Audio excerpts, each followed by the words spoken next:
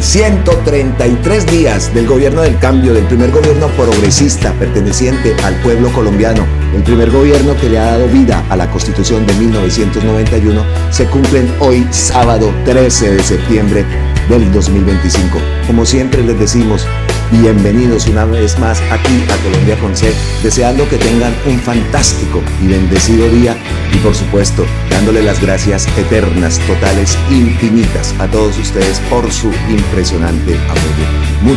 Muchas gracias, de verdad, se los agradezco en el alma. Bueno, vamos entrando directamente. Bueno, siempre digo bueno, esa muletilla que la tengo aquí pegada, incluso digo no decir bueno tantas veces bueno. Vamos a entrar directamente con nuestros entrantes, ¿no? Los aperitivos que utilizamos en muchas ocasiones cuando hacemos nuestros videos.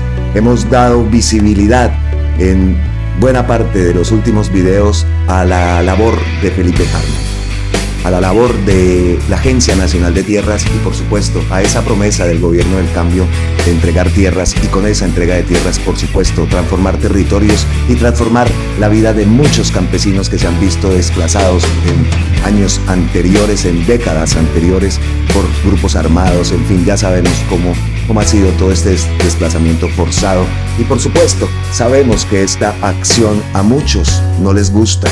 Vimos ayer incluso amenazas y también decíamos nosotros, oiga, la seguridad también de Felipe, ¿no? Porque hágame el favor, contra los que se están enfrentando ha sido grave y vimos ayer incluso esa grave denuncia que se dio en Puerto Salgar donde asesinaron a uno de los campesinos que estaba reclamando y que había obtenido su tierra. Increíble esas noticias y seguiremos destacando, por supuesto que lo seguimos destacando porque es que nos parece una de las cosas más importantes, una de las labores, uno de los legados más importantes que está dejando este gobierno y es esa entrega de tierras, ese cumplimiento del acuerdo de paz firmado por el gobierno de Juan Manuel Santos. Oiga, pero lo que no me imaginaba yo es que fueran a salir este medio desigual, creo que es de este joven Villanueva, ¿no? Que es de Bucaramanga, por cierto, ¿no? Hágame el bendito favor.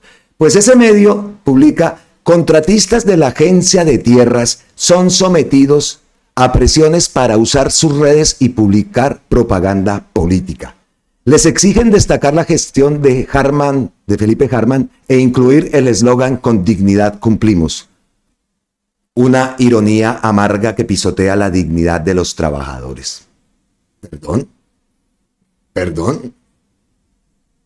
Como dice acá Eduard Sarmiento, ¿no? Como bien lo dicen, contratistas del área de comunicaciones. Pregunto, ¿para qué es el área de comunicaciones de una entidad si no es para comunicar que la entidad hace? Otra pregunta, ¿a qué se refieren con contratistas independientes? ¿Es que hay otro tipo de contratistas? O sea, la crítica de este medio, no le vamos a dar visibilidad al video, no sé si este sea Villanueva o no, bueno. Pero lo que publican, aparte que nosotros hemos hecho un seguimiento y dejamos claro, ¿no? Aquí nadie nos está pagando. Aquí nadie me paga ni ninguna campaña política, ni nadie, nada. Yo monto mis videos bajo mi eslogan, bajo la misión del canal, que sobre todo es mostrar el cambio. Por eso se llama Colombia con C de cambio, con C de campesinos, con C de Colombia, carajo. Entonces dejamos claro eso. Aquí no estamos pagos por nadie, sí lo haremos y lo seguiremos haciendo, destacando la labor de Felipe Harman al frente de esa institución, la labor de la Agencia Nacional de Tierras y por supuesto la transformación de la vida de muchos campesinos que están recibiendo su tierra y hemos visto testimonios, hasta la gente llorando en el momento de entregarles esa tierra. Así que nos parece muy ruin este video que han publicado este medio desigual. Ahora, que le colocan el eslogan "con dignidad cumplimos". Oiga, es el eslogan de campaña, lo vemos en todos los perfiles de todos los organismos del gobierno. Ahí está, "con dignidad cumplimos, con dignidad cumplimos". A ver si Gustavo Petro, ¿cuál tiene Gustavo Petro en su avatar aquí en su cuenta de X? No tiene el típico, pero muchos organismos tiene este es el que lleva hace mucho tiempo, pero muchos organismos los hemos visto "con dignidad cumplimos". Espere a ver qué presidencia de la República, vámonos a la cuenta de la presidencia. Porque es que ese eslogan lo hemos visto en varias partes y es parte de una campaña que se está haciendo, una campaña publicitaria, ¿no? Entonces no entiendo cuál es el argumento, el ataque a esta. Ve, aquí dice la presidencia cumplimos. ¿Sí ven? Es parte, el dignidad cumplimos. Pero también nos llama mucho la atención que en esa denuncia que hace este medio desigual, pues cita, incluso ahí lo vemos, porque como digo, no le vamos a dar visibilidad. A ver, espere que es que quiero ver que por aquí en una parte, esto, en este video que ellos están hablando de que están forzando a los contratistas contratados para eso, para que emitan las comunicaciones, que muchas veces decimos acá, uy, la musiquita, pues eso es creado por un equipo de comunicación. Y por supuesto que se tiene que destacar la misión, la labor de Felipe Hartmann, por supuesto que sí. Hemos tenido problemas con la comunicación, lo hemos dicho, y esto es una medida para combatir esa desinformación. Oiga, ¿cómo les jode? No, es que en esos medios esto no sale, pero a lo que vamos. Estábamos muy pendientes de la entrega de tierras en La Dorada. Tengo un sentimiento con La Dorada, me gustó, la pasé rico en ese pueblo, en ese municipio, delicioso, comí rico, ese pescadito ahí a la orilla del río Magdalena. Bueno, en fin, los trenes, por supuesto. La Dorada me gustó. Y hicimos énfasis, ¿no?, de lo que estaba pasando, incluso lo de la noticia de ese asesinato es ahí al lado, en Puerto Salgar, que hay ahí cerca. Y la denuncia que hizo Hartmann, de eso sí no hablan. De eso sí no hablan, cómo amenazaron y cómo terminaron matando a un campesino. Y cómo por allá también vimos en Santander imágenes de personas amenazando a los campesinos que estaban volviendo a su tierra. Eso sí no lo tocaron, ¿no? Ahí está, esta parte del video, ahí dice lo que ocurrió y ahí manda ese mensaje a los ganaderos de Magdalena Medio. Ayer vimos este video, ayer lo tocamos acá y siempre y seguiremos tocando la labor de Felipe, pero nos parece muy ruin de parte de este medio entonces. ¿Qué ha contestado Felipe? Contratistas de comunicaciones de la ANT se les obliga a comunicar las tareas y resultados de la entidad para honrar y cumplir con sus contratos. Para eso fueron contratados. Los invito a ver la lógica de lo absurdo de esta denuncia. Que sigan desesperados perdiendo el tiempo en pendejadas. Aquí seguimos trabajando, por supuesto. Por supuesto. Y vea, yo estaba siguiendo a este medio. Adiós pues, papá. Adiós pues. ¿Cómo así? ¿Cómo así? Y entonces, pues como de eso se trata, de mostrar la labor que se está haciendo. Y repetimos, nosotros no estamos pagos por nadie. Esto siempre nos ha nacido a nosotros. Y como parte del contenido que siempre hago, pues lo vengo haciendo y lo venimos haciendo y muchas veces no los puedo poner porque son videos que traen la musiquita y ya saben que ustedes que tenemos que cumplir con los lineamientos aquí en la plataforma. Aún así, muchas veces los pongo y yo mismo le pongo la voz encima para tratar de darle visibilidad a esto. Porque decimos muchas veces también, este tiene 15,000, bueno, Felipe sí más o menos se le mueve la cuenta, pero muchas veces vemos esos cambios, esas noticias importantes, 3, 5 reposts, 8 corazoncitos, 1,000 visualizaciones. Y eso es lo que molesta y lo que jode, porque tenemos esa guerra, ¿no?, de información con esos medios que estas noticias no la pasan. Seguimos entonces nosotros, por supuesto, mostrando la labor de la Agencia Nacional de Tierras, mostrando la transformación de los campesinos, mostrando la transformación de muchos territorios. La crisis climática ha disminuido la pesca en el río Magdalena. Hoy el reto que tenemos desde la Agencia Nacional de Tierras es que pescadores puedan transitar hacia la agricultura con tierra de la reforma agraria. Ayer en el departamento de Caldas entregamos más de 900 hectáreas a 2 asociaciones de pescadores y campesinos para que además de vivir del río Magdalena también tengan tierra donde sembrar, producir y asegurar el futuro de sus familias. Y este señor se me está tomando un caldo de pescado, don Felipe, hágame el favor. Eso es ahí al lado del río Magdalena, eso es exquisito, que ñam, ñam, ñam. Véalo, hermoso, yo estoy ahí. Incluso, bueno, no lo había hecho, pero el intro que voy a utilizar, lo voy a cambiar, va a ser las imágenes que yo tomé en el río Magdalena, allá en La Dorada, y también estuve en Honda, parado ahí frente al río Magdalena, véalo. Entonces, escuchemos a Felipe porque este sí no tiene musiquita. Aquí desde el municipio de La Dorada, en las orillas del río Magdalena. Parte de las dificultades que se han venido planteando por parte del gobierno es que muchos de los pescadores, por la crisis climática, vienen disminuyendo su capacidad de pesca. Aquí, a pesar de que estamos comiendo un delicioso caldo de pescado, el reto que tenemos es una transición en el que estos pescadores puedan convertirse también en agricultores con tierra de la reforma agraria. Ayer entregamos alrededor de 500 hectáreas a 2 asociaciones de pescadores y de agricultores en función de fortalecer esa transición que permita que los pescadores que viven en el río Magdalena también puedan ser sujetos de reforma agraria. Seguimos aquí desde La Dorada, en Magdalena Medio. Un gran abrazo a todos y todas. Bueno, estamos aquí desde el... Buen provecho. Ese caldo.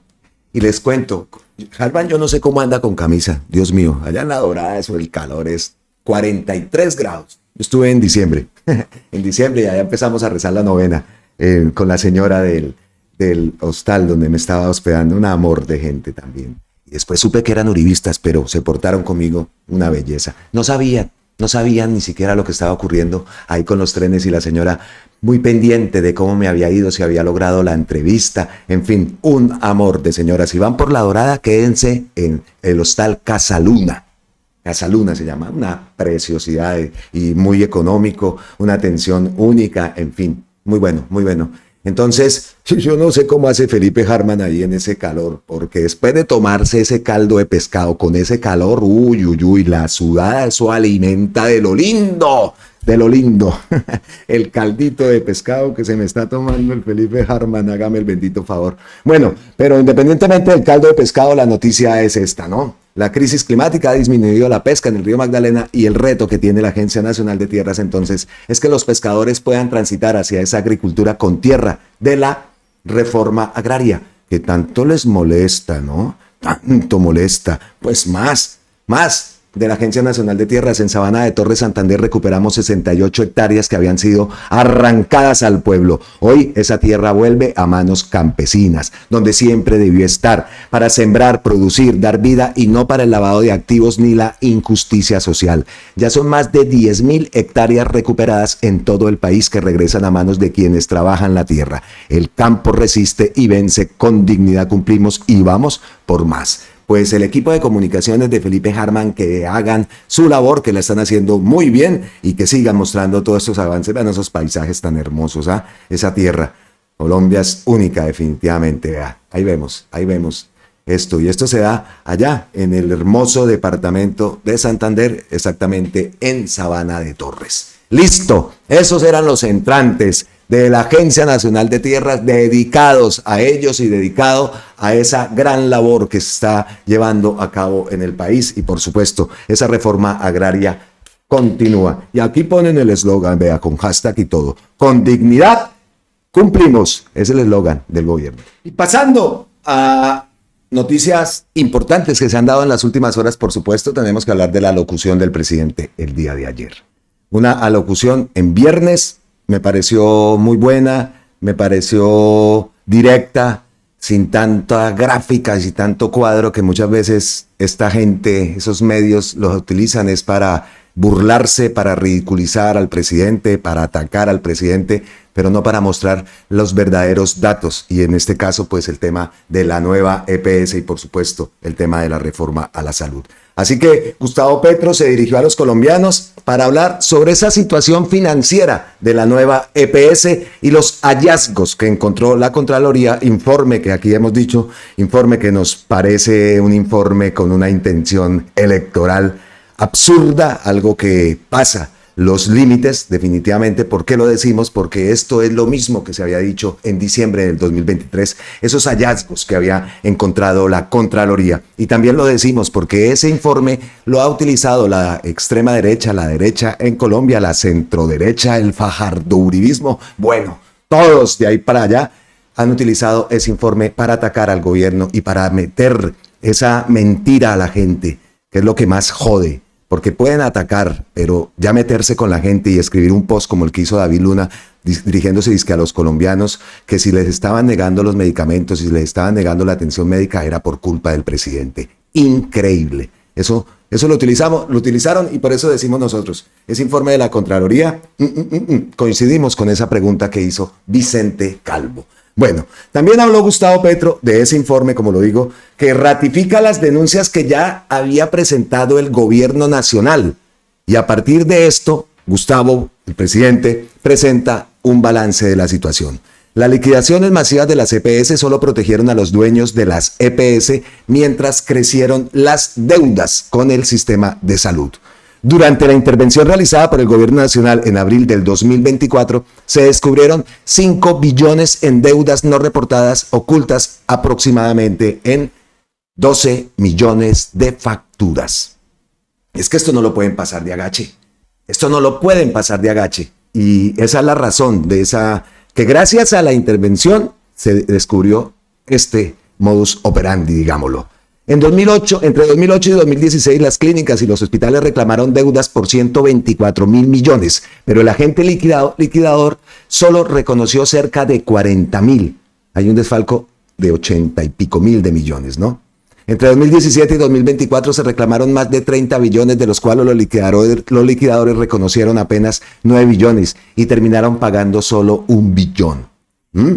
El presidente también presentó las soluciones a las crisis de las EPS a través de la reforma a la salud. Advirtió que si las EPS son liquidadas, existe el riesgo de que hospitales y clínicas no reciban el pago de las deudas pendientes. Finalmente, señala Gustavo Petro que las condiciones actuales no permiten decir con certeza que, si continúa el sistema de EPS, se condena a la nación a la quiebra y al fracaso total. ¿Cómo así?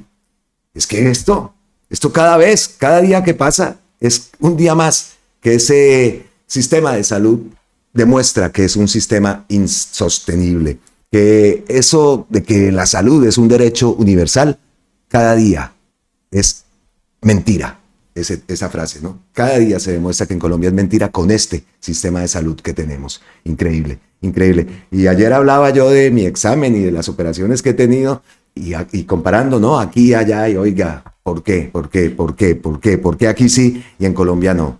¿Por qué aquí sí la gente tiene un derecho a una salud digna? ¿Por qué? ¿Por qué aquí sí y en Colombia no? A pesar que tiene sus problemas, por supuesto, pero yo les he contado a ustedes cuáles han sido mis experiencias. Ayer tuve una colonoscopia, me hicieron todo, no tuve que dar un peso, hasta el laxante ese, que yo ni sabía que era un laxante lo que me estaba tomando. Increíble. Hasta el laxante. Fue nomás con la tarjetica. Va uno a la farmacia, sin autorización del médico ni nada. El mismo médico desde allá o si no desde el mismo sitio donde te van a hacer el examen, pues de allá remiten que este paciente va a hacerse la colonoscopia, entonces háganme el favor y le dan ese laxante para que este muchacho venga acá, pues y se haga ese examen. Vas y reclamas eso, listo. ¿Cuánto? Nada. Cuando me operaron las venas varices, hasta la media, esa media que tiene que ponerse apretada, me la dieron sin pagar nada. Así funciona el sistema de salud, y en una red de hospitales aquí cercano, todo a la mano, todo sencillo, todo cerca. La salud como un derecho. Lástima que en Colombia no sea así, pero va a ser así. Y así es que tiene que ser, y por eso fue que nosotros votamos. Entonces, ¿ya me escucharon? Escuchemos a Gustavo Petro. Lo primero que habla y vamos a escuchar, el enorme robo a la salud en Colombia. Han estafado al pueblo, lo han estafado toda la vida. Hoy traemos el tema de la nueva EPS, después del trabajo hecho por la Contraloría en millones y millones de facturas que ya habíamos comenzado nosotros. Se trata del enorme robo a la salud en Colombia. La demostración, no simplemente el discurso y la consigna, de que en este país han estafado al pueblo de Colombia por decenas de billones de pesos del erario, es decir, del dinero de todos y todas, trasladado a un cartel de la contratación que está detrás de la nueva EPS y que hay que descubrir sus personas individuales propietarias, pero que también lo encuentro en otras EPS, y que la intervención ha reducido en su poder, pero aún le falta una tarea que cumplir, y hablaremos de eso en los próximos minutos. Y el frenazo lo hacemos por esa escenografía que utilizó Gustavo Petro, y la verdad a mí en lo personal me encantó. Resaltar el nombre de Juan José Nieto Gil. Eso es espectacular. Entonces, ya que estamos en frenazo, escuchemos esta parte también que me pareció muy importante, reivindicando, por supuesto, el nombre de Juan José Nieto Gil, la memoria de Juan José Nieto Gil y por supuesto de todos los pueblos negros, indígenas y populares que han sido borrados de la historia oficial. Entonces, ahora sí escuchemos este paréntesis. Ha ido aquí, ustedes pueden ver, este callejón es el de todos los presidentes de Colombia. De aquí para atrás, la historia del país. De aquí para adelante, lo que decida el pueblo. Pero quise darle a este señor que no tiene ningún cuadro, no existe en el Palacio de Nariño, pero fue presidente de Colombia y es bueno que sepamos por qué no existe en el Palacio. Él es el único presidente negro que ha tenido Colombia. Se llama Juan José Nieto Gil. Fue presidente de la Confederación Granadina en 1861. Fue militar del Ejército de Bolívar en Cartagena, en donde fue quizás uno de sus primeros presidentes del Estado de Bolívar, nacido en Barranquilla, costeño. Ayudó en la insurrección obrera que hubo en Bogotá en el año 1854 al general José María Melo, que ustedes ya han escuchado de él. Fue el último general del Ejército Libertador. Como teniente luchó en todas las batallas de Bolívar, Bomboná, Ayacucho, Pantano de Vargas, etc. Peleó por Bolívar después de muerto, siguió con su bandera, terminó fusilado en Chiapas, México, por los conservadores, peleando él por un proyecto liberal y democrático. El general supremo, le decían, presidente de Colombia, el único presidente indígena porque nació en Chaparral, y aquí al lado de él el único presidente negro que nació en Barranquilla, y que ninguno de los dos tiene un solo cuadro, por eso todos aquí son blancos, blancos, blancos. Y yo quiero que estos presidentes también estén aquí, porque su pueblo también hace parte del pueblo de Colombia, su historia hace parte de una lucha de los pueblos subordinados en este país, de las mayorías, por lograr, como decía Juan José Gil en su periódico La Democracia, siendo miembro del Partido Progresista, como decía él, la justicia social por construir aún en Colombia. Y aquí un ejemplo, en medio de esta historia que me rodea de personajes, está la historia del pueblo y la historia de las medidas del poder. Importante ese gran momento que se dio en esa alocución. Ojalá muchas personas que no tenían ni idea, pues le haya servido, que lo hayan visto, que hayan escuchado esas palabras y que conozcan un poco más de la historia de nuestro país. Muy bien, me pareció excelente esas palabras de Gustavo Petro y ese momento dedicado a Juan José Nieto Gil. Entonces cerramos el paréntesis y continuamos entonces con la locución. Tema principal, por supuesto, los hallazgos que se encontraron en esa nueva EPS cuando fue intervenida en abril del 2024. Recordamos entonces que en el año 2023 informes de la empresa no intervenida eran de 3 billones y cuando llegamos resultó que eran de 8 billones. Los señores simplemente no sonrieron y se prepararon para robarse de manera más grande la nueva EPS en el 2023. Siendo yo presidente, pero aún manteniendo viva la nueva EPS tal como vino. Miren lo que encontramos cuando ya no la tomamos intervenida legalmente en el año 2024, mes de abril. Ahí hicimos los primeros ejercicios contables. ¿Y qué apareció? Ahí tienen ustedes el cuadro del balance. Las partes rojas es lo más importante.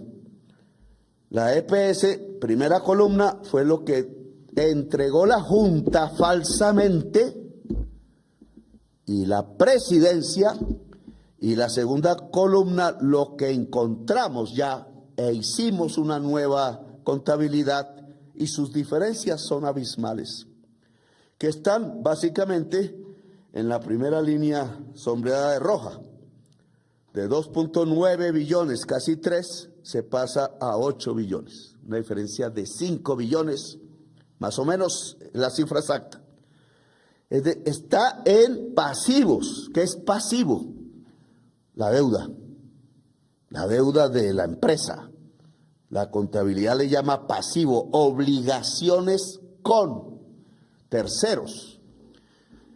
Y esto en este capítulo es obligaciones pendientes y conocidas no liquidadas o desconocidas, porque en el año 2023, informe de la empresa no intervenida, eran 3 billones y cuando llegamos nosotros resultó que eran 8. Habían escondido 5 billones de pesos para no ponerlas en la contabilidad, en más o menos 12 millones de facturas que este gobierno descubrió cuando intervino la nueva EPS en abril del 2024. Escondieron esta cantidad de dinero que estaba en facturas, es decir, se debían pasivo en la contabilidad, pero no apareció en la contabilidad. Escondieron 5 billones de pesos de deudas existentes realmente, pero no apareció. También en esa alocución, por supuesto, lo que nos interesaba también es ver y demostrar qué ha hecho el gobierno. ¿Cómo se ha o cuál ha sido la labor realizada en ese primer año de gestión?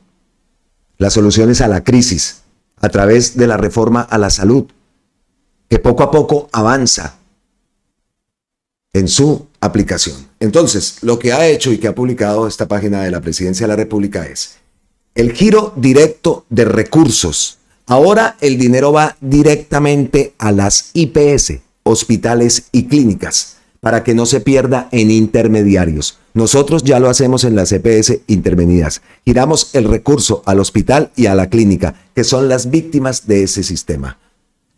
Otro punto, el sistema preventivo. En las EPS intervenidas se implementó un modelo de atención preventiva, con miles de equipos de salud que llegan a todo el país, especialmente a las regiones más vulnerables. Hacemos otro frenazo.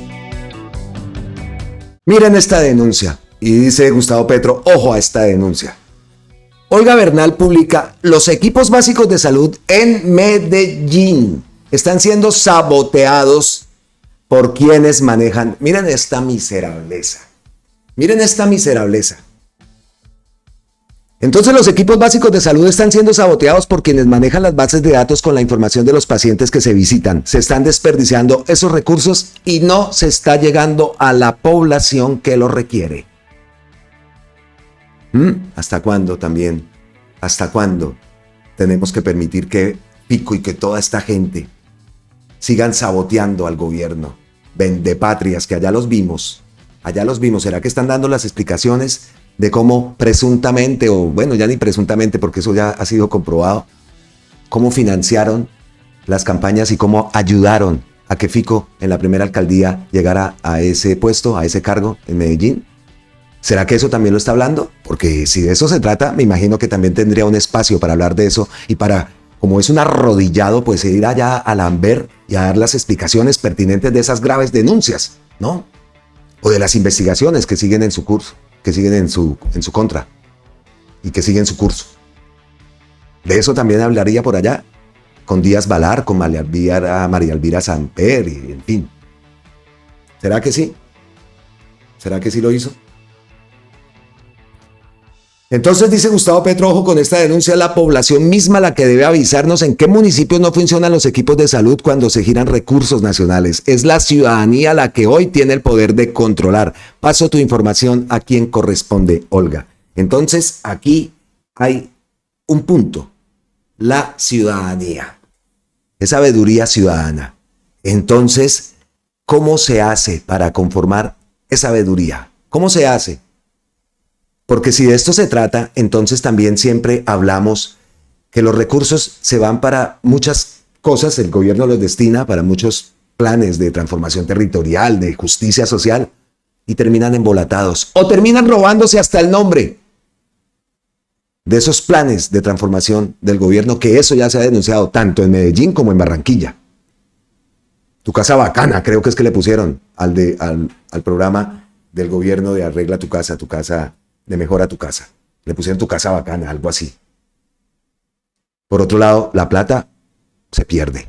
Entonces, veeduría ciudadana. Esa veeduría ciudadana también se puede hacer en muchas más cuestiones, en muchas más acciones, ¿cómo decirlo? En muchas más instituciones, donde se giran esos recursos nacionales y van para el bolsillo de estos.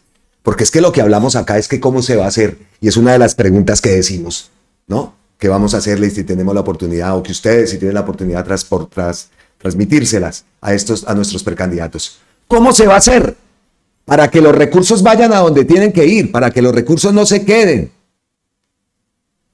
en los bolsillos? Porque eso ha sido una gran denuncia también que se ha hecho. Aparte de los errores que se han cometido con nombramientos, pues sigue ocurriendo esto. Funcionarios obstruyen el tal palo a la rueda que decimos. ¿Cómo se hace? Eso también lo puede hacer una veeduría ciudadana. Entonces tenemos que organizarnos, pero todos. Y eso se puede hacer estando fuera del país, se puede hacer estando dentro del país, se puede hacer desde cualquier lado. Esa veeduría. No creo que sea ilógico, es que yo no le encuentro solución. ¿O cómo va a ser la solución a ese problema? Que el algoritmo ya está predeterminado para que la plática salga directo a las 4G y al Poblado y a Bogotá. Eso se lo hemos escuchado a Gustavo Petro muchísimas veces. ¿Cómo se corta eso? La veeduría ciudadana es capaz de cortar ese algoritmo para que no vaya el dinero a donde no tiene que ir. ¿Cómo se hace para controlar o para que esa veeduría ciudadana haga ver que las órdenes que da el presidente Gustavo Petro se cumplan? Por ejemplo, con el tema del carbón a Israel, que se la pasó por la galleta. Luis Carlos Reyes le cambió una palabrita y listo, y siguieron exportando carbón, y ahora se vende el señor Mr. Tax, el tiktokero, se vende como es que candidato presidencial. Bueno, es uno de los derechos que tiene, ¿no? A elegirse y ser elegido. Pero ya vemos, ¿no? Cómo era lo que estaban haciendo. Entonces, ¿cómo se hace para eso? Ese empoderamiento de la ciudadanía. Si es el caso entonces de esas veedurías, porque es la ciudadanía la que tiene el poder de controlar. Porque no se pudo. Esta gente pasó por encima. Han pasado por encima de las órdenes presidenciales, de los decretos presidenciales, se lo pasaron todo por la faja. Y vea un ejemplo de eso. Entonces, sigamos, porque de verdad, yo eso lo quiero preguntar. Yo quiero, y si tengo la oportunidad, si no la tengo, y si ustedes alguno tiene la oportunidad y les parece que esa pregunta es buena, ¿cómo vamos a hacer para controlar eso? Eso que tanto venimos hablando y que hemos visto cómo se ha denunciado durante los 3 años, los 1133 días del gobierno del cambio, que se pasaron por la faja todo. Las órdenes del presidente en muchas ocasiones. En muchas. Por ejemplo, seguimos preguntándonos, Gustavo Petro dijo que iba a ir, no ha ido a la costa Caribe, pero en ese punto que también había dado esa orden a los municipios en la costa Caribe, que hicieran los paneles solares, que consiguieran los terrenos, que el gobierno colocara los paneles solares, para que por lo menos el alumbrado público, que mucha de la luz que consume el municipio en la costa, aprovechando ese solezote que se tiene, pues que le sirva también al bolsillo de la gente en una reducción en sus tarifas, ¿no? Ya quitar el alumbrado público, por ejemplo, de la tarifa del recibo de la luz, ya eso algo ahí hay un descuento, ¿no? Y que sea ese alumbrado generado por paneles solares, hombre, eso en la costa se dio la orden. No, hombre, ¿cómo? Si es que tenemos que continuar con el negocio, tenemos que continuar con el negocio y tenemos que seguir robando a la gente, y si es más pobre, pues más los robamos. Incluso como hacían antes, le vendían prepago, tarjetas prepago para luz, tener 10,000 pesitos de luz, así, y se ponen muy berracos entonces porque la gente va y se cuelga del cable, porque ¿qué más hace? O les paga el recibo a esas mafias o no come, y pues primero la comida y primero la familia, si toca colgarse pues se cuelga, porque ¿qué más? El abanico, como dicen en la costa, el aire, el ventilador, es imposible sin ventilador. Entonces, así ha sido y lo hemos visto a lo largo de toda la historia de Colombia. Es que ¿quién no se ha tenido o ha escuchado desde pequeño? Es que en la costa, los recibos de la luz. Mi mamá tenía una amiga blanquita de Cartagena y ella siempre hablaba de eso. Allá en Cartagena, qué cosa, la pagadera, el recibo, la pagadera, que apaguen el aire acondicionado solamente para dormir, porque ¿cómo? Incluso ahora que estuve en el Rodadero, cuando estuve con mi hijo pasando allá el diciembre, los días de Navidad, pues el señor de la casa también nos decía, uy, les pedimos el favor que el aire acondicionado lo utilicen lo poquito, porque es que si no, lo que ustedes nos ganamos con ustedes acá en el booking, pues se nos va pagando la luz. Y le entendía, claro. Entonces hágale con el ventilador o la puerta abierta y pues hagámosle ahí, por supuesto, colaboremos, porque de eso se trata, ¿no? Pues también que les quede un dinero y no solamente para pagarle a las mafias de ese tema. Increíble. Bueno, ¿qué más? ¿Qué más dijo Gustavo Petro? Continuemos con esa alocución que estuvo muy interesante. Me encantó, como lo digo, la escenografía. Otro de los puntos que habló y que destacamos fue acá es, explicó que si se liquidan las EPS, existe el riesgo de que hospitales y clínicas no reciban el pago de sus deudas pendientes. Si ustedes ven que un hospital dice que cierra sus servicios, no es porque este gobierno, es porque esas EPS ya no tienen el dinero, aseguró el mandatario. Escuchémoslo. Recursos sí literalmente no tienen los recursos si los dejamos sueltos. Si liquidamos, pasa lo de todos estos años. Hospitales y clínicas se quedan sin que se les pague las deudas. Los enfermeros, las enfermeras, los médicos, los proveedores de los hospitales quedan sin que se les pague las deudas. Cada vez que ustedes ven que un hospital dice cierro mis servicios, no es por este gobierno, es porque esas EPS ya no tienen el dinero. Y el dinero que entonces nosotros estamos girando, ahora lo cuidamos nosotros mismos. Puede que nos fallen interventores, ojo. Hay que ponerles el ojo, porque los interventores de estos 2 años han continuado en general la misma contratación de las EPS que traían antes. Tamaño, error, orden, se cambia completamente. Ahí está el ejemplo. Y miren la gravedad de la cuestión. Que decimos nosotros. Oiga, si estoy interviniendo en una EPS, hombre, el ojo tiene que ser máximo, porque estamos viendo lo que están haciendo, lo estamos viendo y lo que nos interesa es la salud del pueblo. Entonces, si intervenimos en una EPS, ¿cómo es que vuelve a ocurrir esto? ¿Cómo es que vuelve a ocurrir eso? ¿Cómo es que tenemos que ponerle el ojo? Pero es que el ojo se tuvo que poner desde un principio y saber quiénes son los que ponen el ojo. Porque se puede crear y no estamos echándole, aquí no somos comité de aplausos tampoco, pero tampoco es echar la culpa pues así, pero oiga, ¿quiénes son los ojos? ¿Cuáles son esos ojos? Muestre usted, ¿quién es usted el que va a poner los ojos allá encima? O entonces que entren las veedurías ciudadanas en una organización total, eso no puede ser allá la chambonada, pero algo se tiene que hacer y tomar la nota a los precandidatos. Es que mire, no hay semana o no hay mes que se denuncie alguno de estos movimientos, que se da la orden y se la pasaron. Que la orden, entonces, ¿qué carajos fue lo que nosotros elegimos? Y es que, ¿cómo es la forma de hacer para que estas cosas cambien? ¿Cómo lo hacemos? Y empezando, que si no votamos el 65-100, que ya no vamos en 55-86, sino vamos en 65-100, entonces toca volver a hacer ese juego macabro, esas alianzas políticas con esa gente. Entonces, ¿cómo se acaba la corrupción? ¿Cómo? Ese ataque frontal que también, y respaldamos esa posición del senador Iván Cepeda, radicalizado, contra la corrupción, contra eso. Creo que no es un punto menor, aunque puedo sonar repetitivo, pero es que todos los días lo vemos, o todas las semanas vemos una denuncia de ese tipo, y creo que ya estamos cansados de que esto ocurra, cansados de eso, y sobre todo ver a la gente que por culpa de esos, de no poner el ojo, la lupa, lo utilizan esos miserables medios o esos políticos para salir a decir lo que dijo el David Luna, que colombianos si no le entregan los medicamentos o si los ponen a esperar o si el servicio de salud en Colombia, Eso es culpa de Petro. Eso es una miserableza.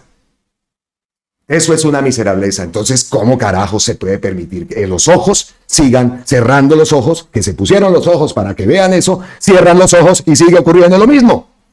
Y mientras tanto la gente por allá sufriendo porque no le entregan la medicina. Eso es jodidísimo. Ahí ya ni petrista ni nada. Yo lo que quiero es la medicina para mi familiar, para mi papá, para mi mamá, para mí, para mi hijo. Y que no me jueguen electoralmente con mi salud. Y eso va a continuar. Y van a utilizar testimonios y van a utilizar imágenes que ellos mismos provocan para salir a vender. Aparte de la seguridad y aparte de todo lo que ya sabemos, pues también que acabaron con la salud en Colombia. Esto tiene que tener un remedio ya. No sé cuál sea, no sé cuál sea. Y si toca punta de decreto, pues decreto, pero ¿qué se hace? Se ha logrado bastante. Miren lo que hacen incluso con los equipos de salud, saboteando a la gente. He escuchado mensajes que esa gorda que hace por allá, que no es capaz ni de alzar las patas, así he visto mensajes, refiriéndose a una imagen de una señora, de una miembro de esos equipos de salud, recorriendo y llegando por allá en un caballo. Miserables, que eso es lo que son. Miserables. Y lo más triste es que muchos de esos por allá tienen a la mamá o a algún familiar lambiéndole el que sabemos a la EPS para que le den una autorización, para que le den un medicamento, y todo esto es ese juego macabro. O si no le hacen el paseíto de la muerte, que eso no es de ahora. Miserables, son unos miserables totales. Bueno, ¿qué más tenemos? ¿Qué ha hecho entonces el gobierno? ¿Qué ha hecho? A ver, escuchemos, porque esto también es importante. ¿Qué es lo que hemos hecho nosotros entonces? ¿Darnos cuenta del desastre? Sí. Es un desastre de empresas. ¿Hay un desastre en la salud? No. Y aquí tenemos que diferenciar entonces varias cosas. Solución. Que dejen de manejar dinero público. Lo dijimos desde el primer día, lo dijimos en campaña, lo dijimos antes. Primera solución, sistema de EPS intermediaria de recursos financieros con aseguramiento no sirve. Ni hoy, ni ayer, ni de antes de ayer, ni en el fondo de este túnel hacia atrás. Nunca sirvió. No era el sistema. Y cada vez fue peor. Y cada vez quisieron salvarlo más y lo que hicieron fue empeorar aún más las pérdidas. No sirve. Por tanto, lo que dijimos humildemente al Congreso de Colombia cuando presentamos nuestro proyecto de ley de reforma a la salud en el año 2023, abril creo que fue, es discutamos esta reforma para que los recursos se giren directamente a las IPS y EPS. Nosotros ya lo hacemos en las intervenidas, no en el conjunto, pero ya lo hacemos en las intervenidas. No queda plata por ahí en las EPS ni en la nueva EPS, sino que giramos el recurso al hospital, a la clínica, al hospital público de primeras, que es la gran víctima de todo este sistema. Ese ya es una reforma que hemos hecho, porque no necesitamos la ley para hacerlo. Ya estábamos facultados por leyes anteriores. 2, hemos logrado que las EPS intervenidas empiecen a tener un sistema preventivo que no tenían, es decir, equipos de salud territorializados, y eso implica que hemos territorializado la EPS, pero gastamos mucho más recursos públicos es haciendo equipos de salud directamente con puestos de salud y hospitales públicos de primer nivel, y ya cubrimos todo el territorio nacional. Es decir, aunque se puede mejorar siempre, puede ser más perfecto, más tecnológicamente dotado, con gente que va adquiriendo más experiencia, con más conocimiento de la salud de la gente en la medida en que vamos diagnosticando y teniendo la referencia directa de la población, no solo del paciente. Miles de equipos ya están recorriendo casa por casa la geografía nacional, empezando por las regiones más pobres y atrasadas, y ya tenemos un cubrimiento nacional. Y eso lo hemos hecho, eso no lo hicieron las EPS, lo hicimos nosotros. Además, hemos logrado una inversión que no hicieron ni todos estos presidentes de aquí hasta el fondo del túnel, en hospitales, clínicas, infraestructura, puestos de salud. ¿Esto qué ha ocasionado? Uno, que mueren muchísimos menos niños de hambre hoy en Colombia. Que mueren muchísimos, pero por miles menos de niños, menores de 1 año, menores de 5. Que mueren muchísimo menos madres embarazadas porque no las atienden. Que mueren muchísimos menos niños en el vientre de la madre. Estamos hablando de 5.000, 6.000 niños, menos, de 1 año para el otro.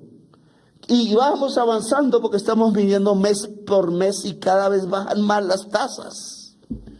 Que incluso en la población adulta, como yo, personas con enfermedades crónicas que tienen que ser atendidas permanentemente, de 1 año para el otro, del 23 al 24 que hemos medido, bajó 12% el número de muertos.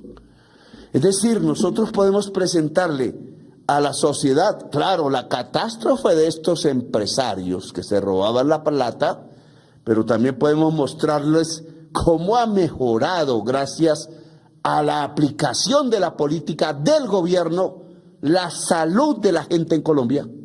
Y entonces tenemos dos mundos que la prensa confunde y los políticos de oposición. Entonces creen que porque el empresario aquí es un desastre y fracasó y se demostró y que se robó los dineros, entonces la salud de la gente está peor, y no. El empresario de la EPS fracasó, debe declararse su quiebra. Yo creo que debe ir a la cárcel los que se robaron el dinero. Pero la política pública de salud del gobierno debe fortalecerse y profundizarse, porque ha demostrado que bajó todos los índices que se miden en términos de que cada vez muere menos gente por enfermedades o situaciones que, pudiendo ser atendidas, las permite salvarse, y las estamos atendiendo. Con miles, decenas de miles de enfermeras, enfermeros, médicos, miles de médicas que nos han ayudado y configurado decenas de gerentes de hospitales públicos. Ya esta red formada del sistema preventivo dio los resultados igual que en la Bogotá humana, reduciendo la muerte, reduciendo la enfermedad, mejorando los indicadores de salud. Lo mismo que el giro directo a los hospitales. Ya no hay tanta deuda que se cree. Ya no demoran tanto el pago, y si lo demoran es culpa del gerente. Así que, enfermeras, es el momento de asociarse. ¿Pasamos a profundizar más la reforma?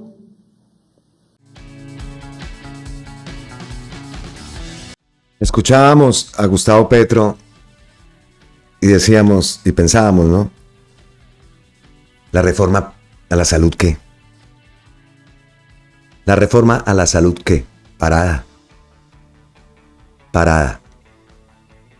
Cerramos este bloque que tenía que ver con la alocución de Gustavo Petro, con este mensaje de Armando Benedetti. Incluso vemos ahí que Felipe Harman lo ha reposteado. Me escriben de todos lados que el presidente Gustavo Petro debe seguir denunciando las ollas podridas en la salud. Hay mucho político y política metidos en la corrupción de las EPS en el país. Total, se tiene que seguir denunciando. Denunciando las ollas podridas y denunciando cómo aún se han pasado la orden presidencial. Eso también se tiene que denunciar y eso se tiene que dar a conocer a la opinión pública. Ya sabemos, muchos medios, el propio Gustavo Petro, ha denunciado juntas directivas, hermanos de expresidentes, ¿no? Excandidatas presidenciales, embajadoras por aquí en España. Noemí Sanín fue embajadora aquí en España. Eso tiene que continuar. Pero por otro lado, se tiene que hacer algo más en contra de estos que todavía se siguen burlando de la orden y de la reforma a la salud. Yo he recibido varias denuncias en Santander. Que investigue, y es que la distancia, bueno, pero me he puesto en la labor, y sí, son muchas las denuncias que no solo en Santander, pero bueno, nos enfocamos en Santander, que me lo han escrito. Un caos total. Un caos. Entonces, vamos a ver cómo termina todo esto, pero preocupante. Los datos los da Gustavo Petro. ¿Cómo se ha mejorado? Que no es por menospreciar tampoco, pero oiga, en un sistema tan... Porque dice Gustavo que el sistema no es malo. Bueno, ahora será bueno, pero antes era un suplicio también. Eso no se puede negar. Y que sean empresarios o todos esos, pues esos empresarios hacen que el sistema de salud, pues, no fuera efectivo y lo tuvimos que padecer muchos. Y aún así, hay todavía esas personas, esos funcionarios que se siguen pasando por la galleta y siguen pasando cosas. Y ojo, que los ojos ahora en esta época electoral, porque sabemos de lo que son capaces, que les importa 5, porque no se pueden negar las denuncias que se hacen, independientemente de políticos, independientemente de la gente. Y las imágenes que hemos visto, que muchas acciones y muchas formas de tratar a los pacientes continúan, y yo siempre lo diré.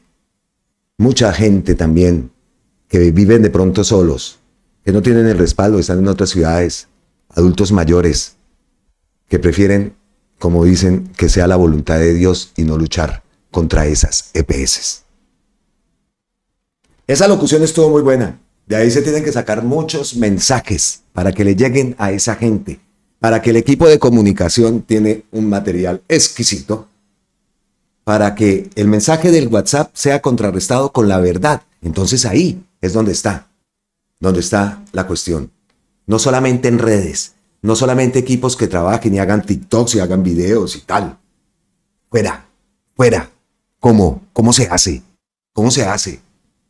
Campañas en las calles, mimos, no sé, 1000 formas de hacer llegar ese mensaje y contrarrestar el WhatsApp que divulga la tía uribista, o que le crean sabiendo que la tía uribista va a replicar y que va a generar toda esta malinformación. Ahí hay mucho material en esa alocución que dio el presidente Gustavo Petro. Bueno, vea, otra vez, bueno, ahí tengo escrito. No decir, bueno, esa muletilla, caramba. Y entre más lo pongo, más voy y lo digo, porque no es de ahora que lo puse.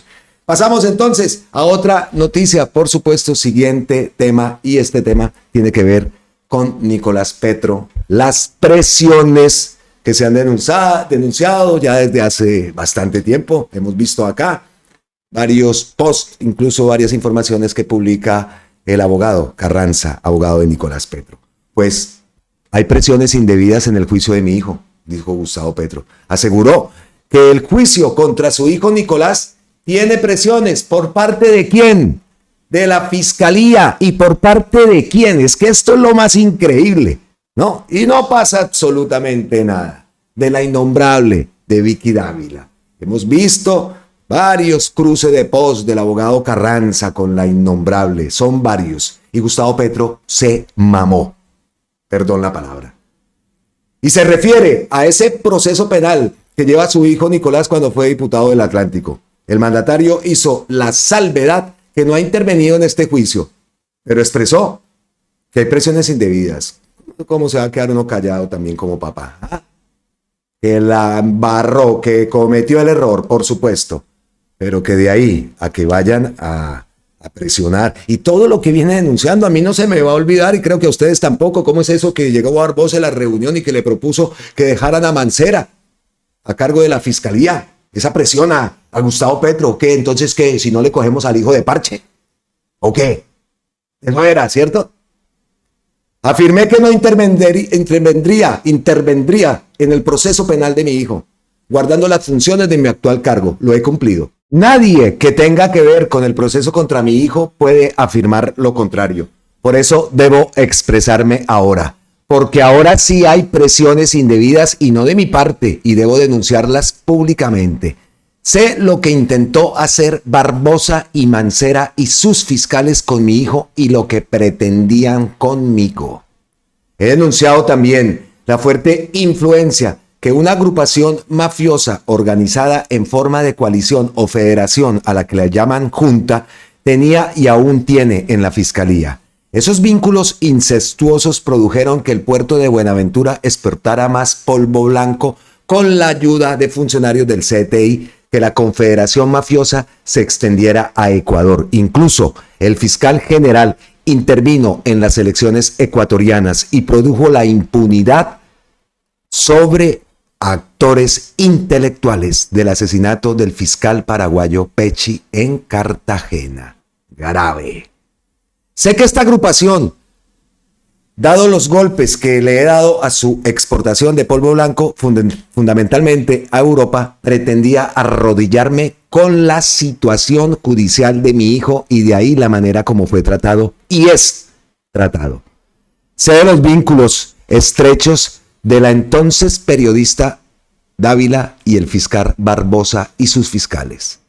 Sé que gracias a esta alianza entre fiscal y periodista, Victoria tenía el conocimiento previo de diligencias del proceso contra mi hijo. Ahora, la periodista es precandidata presidencial y asume un rol de dirigencia política y busca dirigir la nación. Esta nueva realidad de una persona que busca legítimamente llegar al poder público la inhabilita en usar procedimientos ilegítimos contra sus contrincantes. Yo, mi hijo y muchos hemos pertenecido a una corriente política nacional que expresa una parte de la sociedad que piensa a Colombia y el mundo de una manera diferente a la que representa la candidata innombrable. Somos contrincantes porque ella ha asumido el papel de oposición y está en pleno derecho de hacerlo. Lo que no está en su derecho es usar recursos y medios públicos para adelantar su campaña de proselitismo y menos cuando se trata de la libertad de una persona. Aquí pruebo cómo la candidata Victoria Dávila usa su antiguo enlace físico dentro de la Fiscalía, institución que es pública y usa recursos públicos para su uso proselitista. Oiga, y un paréntesis, y la fiscal, bien, gracias, la fiscal Camargo, ¿no? En estos documentos, la candidata dice que se va a imputar un nuevo cargo contra mi hijo, Nicolás. ¿Cómo lo supo? Aquí las pruebas del hecho. El anuncio de la candidata lo hace a las 8 de la mañana, lo hace por redes y logros de su campaña, pero la acción de la fiscalía se hace es a las 2 de la tarde de ese día. Repetimos, el anuncio de la candidata lo hace a las 8 de la mañana, lo hace por redes y logos de su campaña, pero la acción de la fiscalía es a las 2 de la tarde de ese día. Eso indica que hay una articulación de mi contrincante y opositora y de su campaña y objetivos políticos con funcionarios de la fiscalía que están interviniendo en el caso de mi hijo. Esto significa un uso abusivo de una candidata opositora del Estado y sus recursos públicos, que no son solo erario, sino bienes, documentos y personas. En la segunda prueba, la misma candidata muestra un documento reservado de la fiscalía. ¿Cómo lo obtuvo? Con la hora exacta en que se hizo la acción judicial, 2 p.m., 6 horas después de que se hiciera el anuncio en boca de la candidata de la oposición. Lo más grave es la destrucción de los derechos de una persona en donde se compromete su libertad. Todo ser humano en el mundo, como principio universal de la justicia, tiene derecho a un juez neutral e independiente. Un juez neutral e independiente. Aquí se comprueba una aberración judicial en el caso de mi hijo, hecha con funcionarios que deben ser individualizados, que no son jueces neutrales e independientes, sino que están al servicio de una campaña electoral y una candidata de la oposición a mi gobierno. Lo que vemos aquí es una ruptura de la garantía procesal y de los derechos de mi hijo. No me meto ni influyo en decisiones que deben ser tomadas de acuerdo a las conductas de mi hijo, pero en libertad, en justicia y en derecho. Y aquí puede Gustavo Petro. Por acá, 8:44 de la mañana, nueva imputación contra Nicolás Petro, le imputarán interés indebido, celebración de contratos y falsedad en documento. Fiscal del caso en contra de Nicolás Petro, y eso lo publica aparte, es lo que dice, ¿no? Las 8:44 de la mañana, Aquí no se ve la hora. Fiscal del caso contra Nicolás Petro, la nueva imputación. Y ojo, esto lo manda 6 horas después. Aquí le faltó en el pantallazo publicar la hora, pero eso es lo que está denunciando Gustavo Petro a través de ese post. ¿Cómo la ven? Pues salió Barbosa. Barbosa a responder. Señor Petro, usted ha llevado demasiado lejos las infamias contra mí, contra algunos funcionarios que me acompañaron y que tuvieron a su cargo casos que afectaron a su círculo más cercano. Llevo meses recibiendo sus ataques que impiden mi tranquila circulación y permanencia.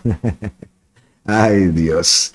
Pues el abogado, doctor Barbosa, lo que usted llama infamias son hechos objetivos. Filtraciones ilegales de la Fiscalía a medios, exposición de la intimidad familiar y abuso de la autoridad. Eso no es invención, es prueba procesal. Decir que no tuvo incidencia alguna resulta contrario a la realidad. Usted mismo se presentó en medios como fiscal general, habló del caso y entregó entrevistas con detalles reservados prejuzgando. El argumento del tiempo tampoco lo exime. Las imputaciones anunciadas en 2025 se hicieron con base en un patrón instalado durante su gestión, donde la Fiscalía fue usada como plataforma política. Que hoy los efectos se prolonguen no borra su responsabilidad inicial. Respecto al caso Pechi, sus palabras no explican por qué funcionarios del CTI aparecen implicados, ni cómo es posible que periodistas cercanos a usted conocieran anticipadamente diligencias reservadas. No es delirio señalarlo, es deber democrático exigir transparencia. Usted habla de hostigamiento, pero lo que existe es un legítimo control ciudadano y político sobre el desastre que usted causó en la Fiscalía bajo su mando. Se consolidó en un instrumento de persecución ilícita. Recuerde que usted dejó todas las cuentas de la Fiscalía embargadas, que fracasó en la lucha contra violencia de género y lo peor, no solo estancó la lucha contra la corrupción, sino que hizo retroceder la institución. El derecho a la crítica no es acoso. Es esencia del Estado de Derecho. En vez de anunciar acciones judiciales, lo que corresponde es que usted explique con prueba la relación entre su despacho, las filtraciones mediáticas y la utilización de procesos penales con fines políticos. Nosotros sí lo haremos. Eso era lo que queríamos escuchar. Eso era. ¡Listo! Pues, en los estrados judiciales, y que Barbosa, y esperamos una gran actuación del abogado Carranza, Barbosa hable y diga cómo fue la relación entre su despacho, las filtraciones mediáticas y la utilización de procesos penales con fines políticos. Eso lo queremos. Y aparte también le contestó el abogado Alejandro Carranza a la señora Victoria Eugenia: no puede esconderse en el periodismo para huir de la justicia. ¿Ah? ¡Qué bien! Usted ha vulnerado la reserva judicial, manipula y usa filtraciones para hacer campaña. Eso no es libertad de prensa, eso es delito. Nicolás Petro no ha confesado delitos. Cualquier periodista sabe que sin control judicial no hay confesión. Además, Nicolás no ha sido condenado. Lo que sí está probado es la manipulación mediática y política de la Fiscalía enredada con su merced. La justicia debe ser neutral, no instrumento electoral. Ahora, con el primer revés como candidata, volvió a ser periodista. Alejandro Carranza, el abogado de Gustavo y de Nicolás Petro, ha publicado esto y ha reposteado a José R. Capitán Olvido, @Capitán Olvido. Lo peor es que la señora Dávila da como válida una declaración producida bajo presión en la que participaron ella y su medio de comunicación, la Fiscalía y el propio primer abogado que tuvo Nicolás Petro, una entrampada de película, y creen que nadie se dio cuenta. Dice también Alejandro Carranza: señor presidente Gustavo Petro, respuesta a ese post que anunció anteriormente. Señor presidente, estoy de acuerdo con usted. Como defensor de Nicolás Petro he verificado y denunciado que la precandidata Vicky Dávila ha distorsionado y utilizado mediáticamente el proceso de Nicolás. La precandidata intenta promover sus intereses políticos con una postura exagerada y amarillista que invade la intimidad, el debido proceso y la dignidad para lograr sus objetivos. Manipula evidencias intentando socavar la legitimidad del gobierno mientras se presenta como la víctima, lo que compromete el debido proceso, la independencia de la justicia y los principios republicanos. Ahora se comprende la conexión entre Álvaro Leiva y la precandidata. ¡Ojo! Sale otra vez este nombre, Álvaro Leiva. Así como porque su nombre era mencionado por el que, desocupado tomando café, soñaba con una sedición. Ay. Por todo lo anterior visto.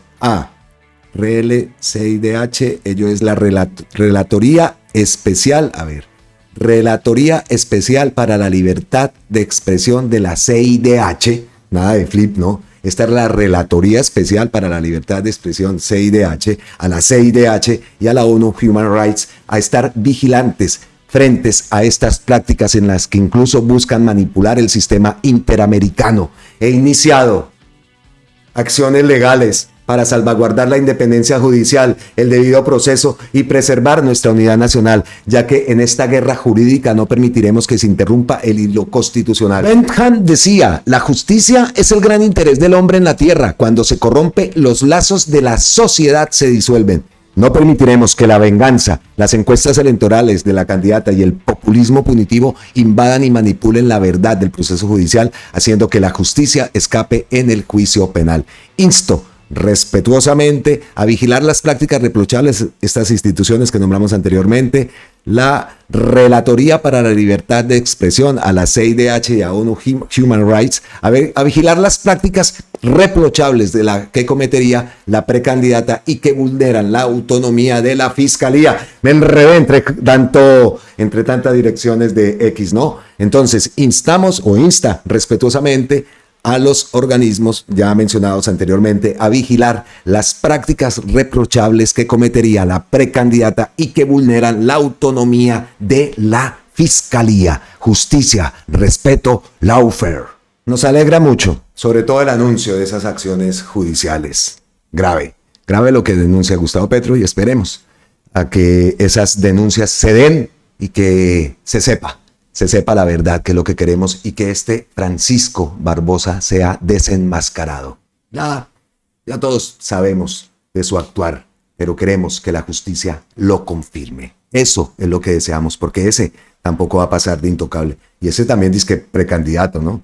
Hágame el bendito favor. Llegamos así, entonces, a las ñapitas, al vendaje. No se me vaya mi señor, no se me vaya mi señora, que aquí hay contenido, hay más información, y esas son las ñapitas que siempre está inmerso en nuestros videos aquí en YouTube.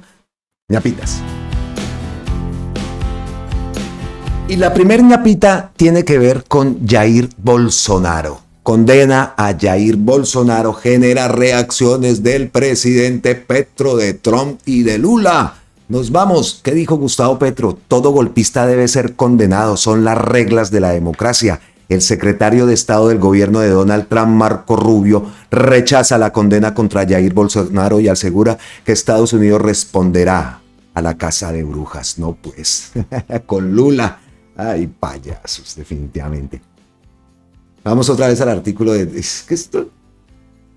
La condena de Bolsonaro provocó pronunciamientos de líderes como Trump, Lula da Silva, Gustavo Petro y Boric en la región. La condena a 27 años y 3 meses de prisión para el presidente Jair Bolsonaro generó toda una ola de reacciones en Brasil. 27 años y 3 meses.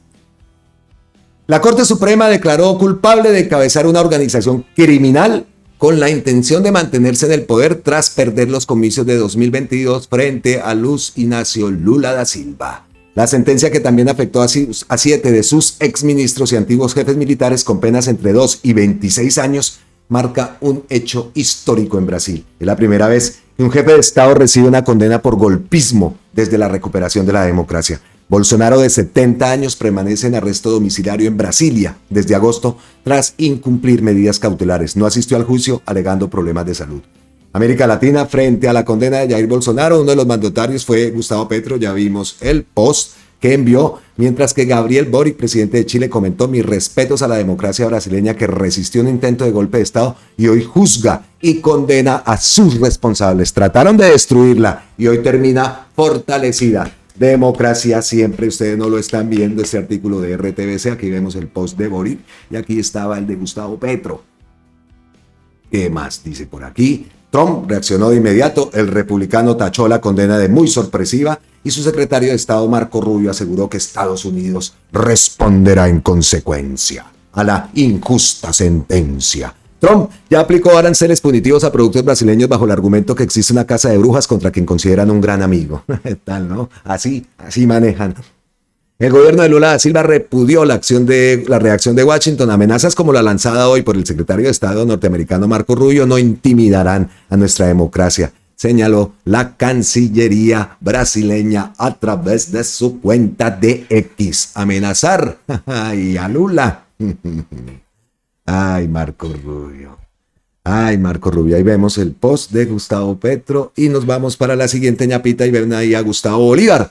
Mucho les he hablado del chantaje, de la extorsión del Congreso y los partidos al presidente Gustavo Petro. He aquí la prueba reina. Pues vamos a escuchar. Escuché ayer una entrevista de Julio Sánchez Cristo a la gobernadora del Valle y quedé aterrado, porque es que ya no es un chantaje velado, ya no es algo que se maneja por debajo de la mesa, sino es un chantaje directo y público. Pero gobernadora, ¿sin ministerio hay paraíso o la luna de miel ha terminado? Julio Sánchez le pregunta, ¿sin ministerio hay paraíso? ¿Por qué? Porque ustedes saben que después de la votación que eligió al magistrado Camargo, el presidente le quitó los ministerios a los partidos que traicionaron su acuerdo. Me imagino que era elegir a la comisionada Balanta. Y miren lo que contesta la señora Dilia Francisca. Ahora se viene la reforma de la salud, así que no me quite el ministerio, Petro, o no voto. ¿Ustedes pueden creer esto? Aquí no importan los derechos de los pacientes, la gente que está sin medicamentos, la plata que están robando las EPS, sino que si me quitas el ministerio, no hay votación a la reforma de la salud. ¿Ustedes escucharon bien? Yo también escuché bien. Esto es increíble. Ya se destapó la vaina. O sea, esto es directo y a la yugular. Sin ministerio no hay paraíso, como le pregunta Julio. Por favor, stop. Esto es increíble, esto es inédito. Es el chantaje directo y público del legislativo al ejecutivo. Dice la señora, bueno, yo no sé qué está pensando el presidente, pero vamos a ver porque todavía falta la reforma de la salud. Qué perla, qué documento histórico tan importante. Y es que directamente se la tiran en la cara al presidente. Si me quita el ministerio, no hay reforma de la salud. Eso fue lo que yo entendí y creo que lo entiende cualquiera. O sea, un chantaje directo, una extorsión directa al Ejecutivo que no nos deja duda de la necesidad de tener mayorías en el Congreso, por favor. No podemos seguirle entregando los ministerios al clientelismo de esta manera cuando en nuestros territorios, nuestra gente con magníficas hojas de vida están listas para entrar a colaborar con el gobierno. No estoy criticando, sé que el gobierno ha tenido que hacer estas cosas para poder sacar adelante sus reformas sociales, pero miren tan mal negocio. ¿Qué tal que por ese voto del señor Camargo ahora se caiga en la Corte Constitucional la reforma pensional? Entonces hicimos la del bobo, entregarles todo el poder durante 3 años por unas reformas que después nos traicionan al final, consiguen un voto que puede inclinar la balanza hacia el hundimiento de las reformas y no hicimos nada. Entregarles el poder burocrático de todas las regiones a una clase política que no respeta los acuerdos y que al final termina quedándose con el pan y entregándonos a nosotros las miserias. Y en mi gobierno no pasará esto. No voy a transigir con el Congreso de la República. Tiene que votar a conciencia como ordena la Constitución. Tiene que ser el voto de la conciencia de los congresistas representando los intereses y los derechos de la gente. No el voto interesado para defender intereses corporativos o intereses personales, digámoslo directamente. Así que les dejo esta perla, por favor, este video tiene que hacerse viral. El chantaje directo al gobierno que después terminan traicionando. Ahí está, como dice Gustavo Bolívar, eso tiene que saberlo, tiene que conocerlo el país. Esa es la forma, así es. Qué pena, 55-86 ya nos quedó pequeño. Vamos por el 65-100. ¿Por qué no? ¿Por qué no? ¿Por qué no? Bueno, pero ya saben que es el 55-86, lo que necesitamos es llenar ese congreso de gente decente. No hay de otra, no hay de otra. Esa es la forma, y así es que es ese juego macabro político. Esa es la forma de chantajear al gobierno. ¿Ven? Porque es la importancia de la elección al Congreso. Ya ustedes lo saben, todos lo sabemos, hemos aprendido y esperamos que esa lección nos lleve a que esta vez sí votemos a conciencia, no por las mafias regionales, sino por una lista decente a ese Congreso y a esa Cámara de Representantes. Por favor, tenemos que hacerlo. Como la elección a la presidencia es muy importante, la elección al Congreso, ya sabemos, Senado, Cámara de Representantes, y otra que no se nos puede escapar es la elección de gobernadores y alcaldes. Listo, llegamos así al final de este contenido. Estoy esperando y revisando la cuenta de Gustavo Petro y está reposteando por el momento todo lo que tiene que ver con Juan José Nieto Gil. Vea, por aquí está en el MinSalud, algo que hablábamos, con dignidad. Es algo que lo están utilizando, el Dignidad Cumplimos es algo que lo están utilizando todas las instituciones del gobierno. Por supuesto, con dignidad cumplen, con dignidad están cumpliendo lo que nosotros votamos. Nos vemos entonces en la próxima. Abrazototes ancestrales desde la distancia. Como siempre, millones de gracias eternas, totales, infinitas a todos ustedes. Gracias por sus mensajes, por mi examen. Leí el mensaje, que ese examen lo hacían sedado, lo leí después. ¿Cómo me hubiera servido? El saber que cuando llegara allá me iban a sedar y que ni me iba a enterar de nada? Pero bueno, así fue. Entonces, gracias a todos por sus mensajes. Muchas gracias. Feliz fin de semana, feliz resto de sábado. Miles y miles de bendiciones y nos vemos en la próxima. Por supuesto, si Dios lo permite. Chao.